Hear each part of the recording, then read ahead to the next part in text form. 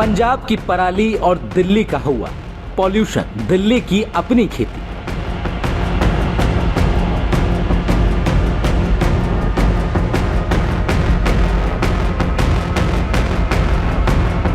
किसान तक की इस विशेष प्रस्तुति में आपका स्वागत है।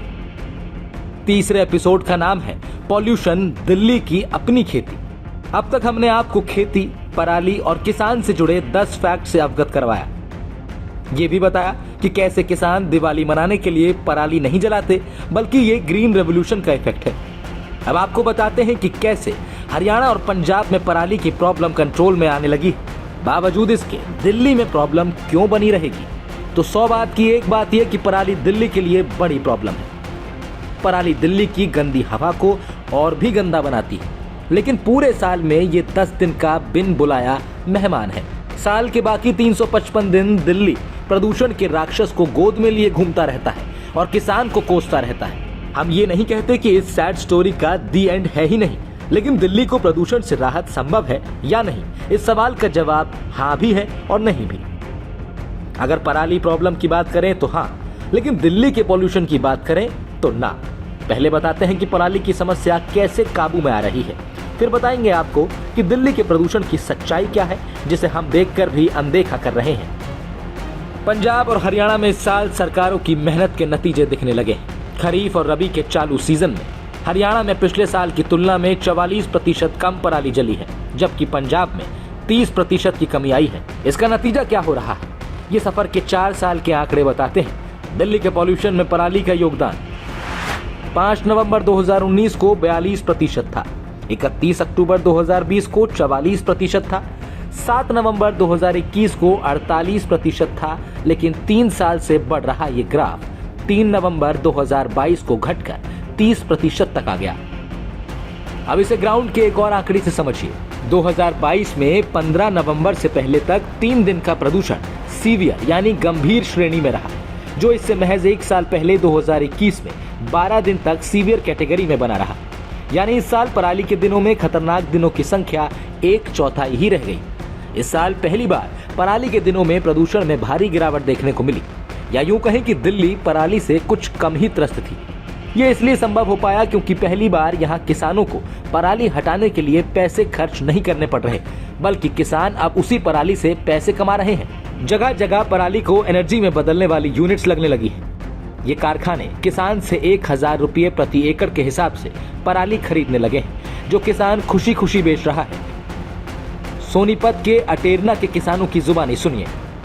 हमारा पराली का प्रबंधन इतना अच्छा है कि 2 बेलर हैं हमारे पास में, उनसे हम ये बेलें बनाते हैं, सामने रखी हुई हैं, आप देखिए इन्हें। मैं 15 किलो धान लगाता हूँ, और पहले हम जो धान की पराली होती थी उसे जलाया करते थे। जब से हमें ये मशीन मिली है सब्सिडी पे, तो हम इसके ये गड्ढे बनाते हैं और कंपनी को बेच देते हैं 1500 रुपये किले के हिसाब से। बेबीकॉर्न प्रोसेसिंग यूनिट को पराली क्यों चाहिए, अब ये सुनिए यूनिट के मैनेजर अभिषेक चौहान की जुबानी। बहुत सारे किसान ऐसे भी है दिल्ली के जो आसपास के एरिया के हैं, वो अपनी पराली को जलाते नहीं, बल्कि उसे सोल्ड आउट कर देते हैं। हमें जैसे इंडस्ट्री यूज़ पे यूज़ करते हैं हम उसको, हमारे ईंधन के रूप में जैसे लकड़ियाँ वगैरह यूज़ करते हैं, उससे अच्छा हमारे जो है ये वेस्टेज निकलती है ना पराली, उसको हम किसान से परचेज़ कर लेते हैं।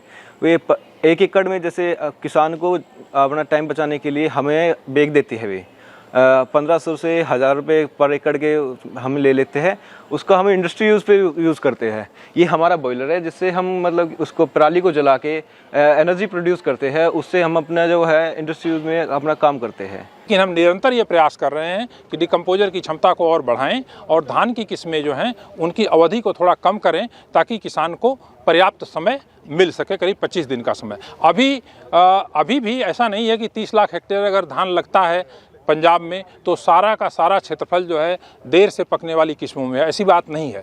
उसमें भी 50% से ज़्यादा रकबा जो है वो पूसा की जो किस्म है, पूसा बासमती 1509, पूसा बासमती 1692 उसका क्षेत्रफल था। इसके बाद PR 126 जो गैर बासमती किस्म है उसके अंदर है, तो सारा का सारा धान लेट वाला नहीं है।